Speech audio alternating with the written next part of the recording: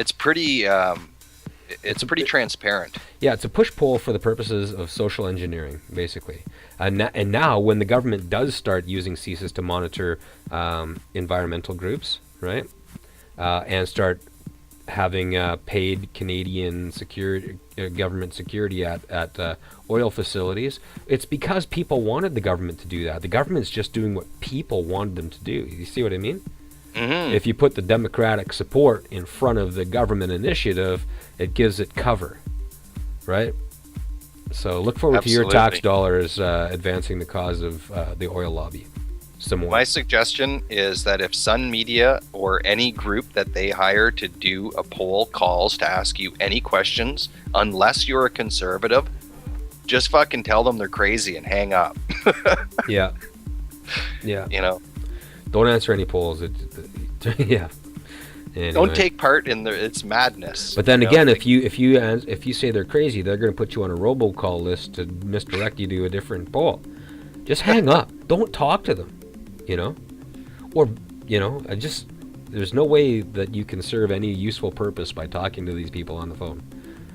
Don't give them any information. It will be used against you. And I guess they were nice enough to let us know that the highest percentage provincially was Alberta.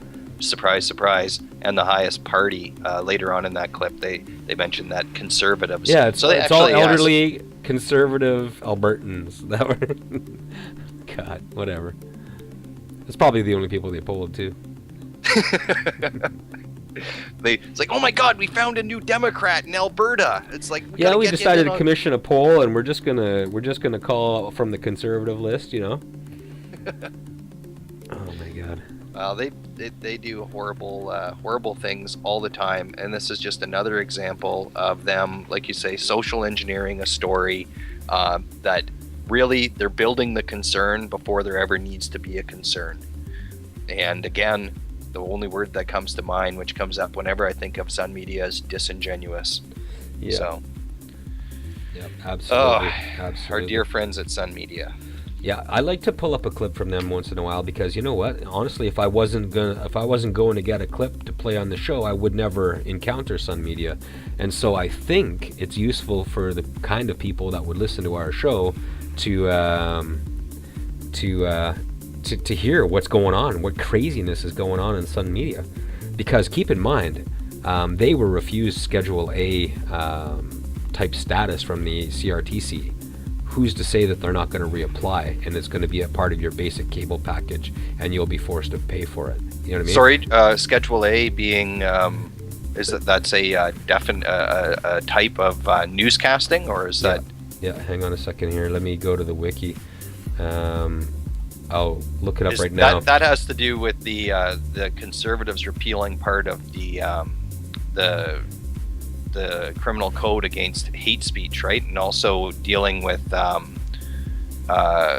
they want to repeal the part that says you can't lie in news media. I shouldn't say Schedule A. What did I say Schedule A for? It's called Category 1. What Category 1 is it forces all the cable companies to present it as part of their basic package that you have to pay for.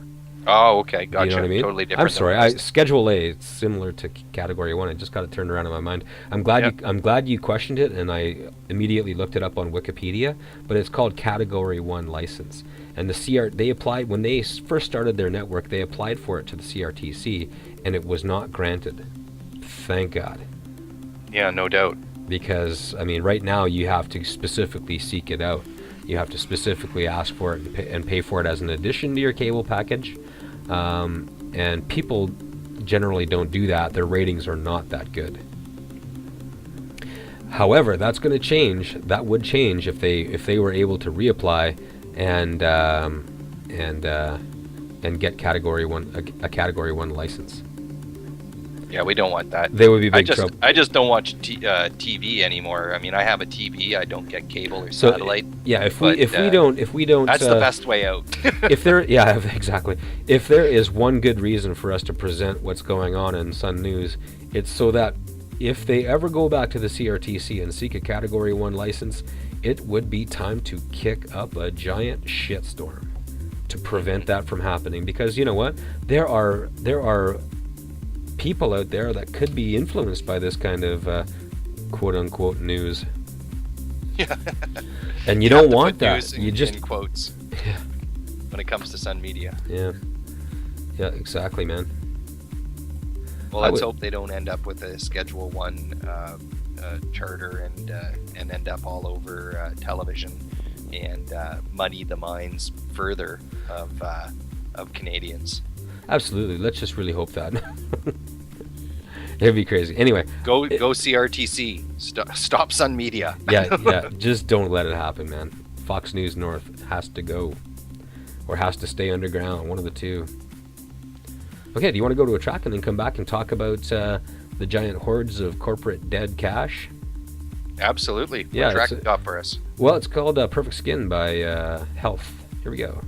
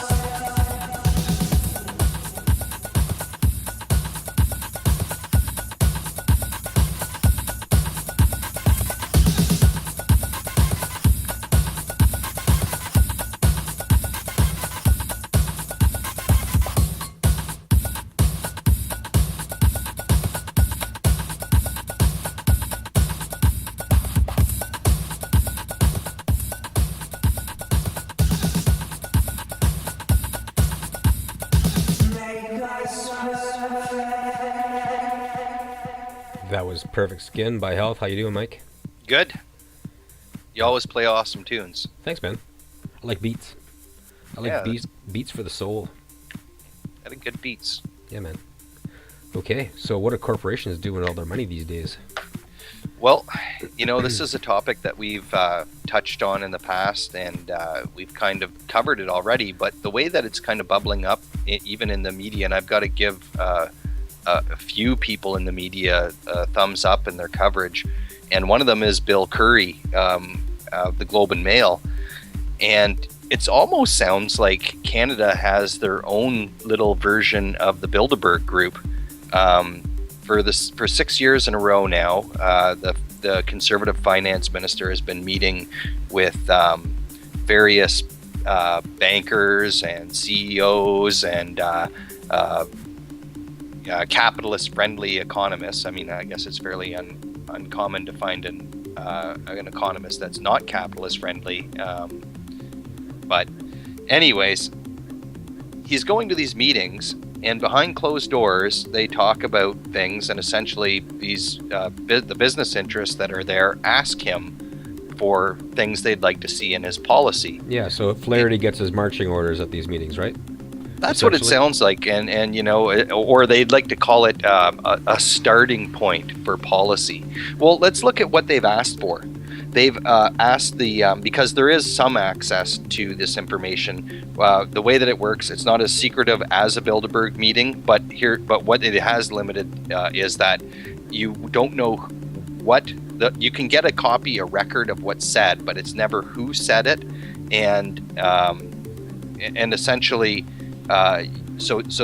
this author or this writer, Bill Curry, has pointed out that they've urged the government to adopt measures to reduce the pay of Canadian workers, urged them to limit union power by enacting U.S.-style right-to-work legislation, and B, asked for the introduction of a two-tiered health system. Yeah.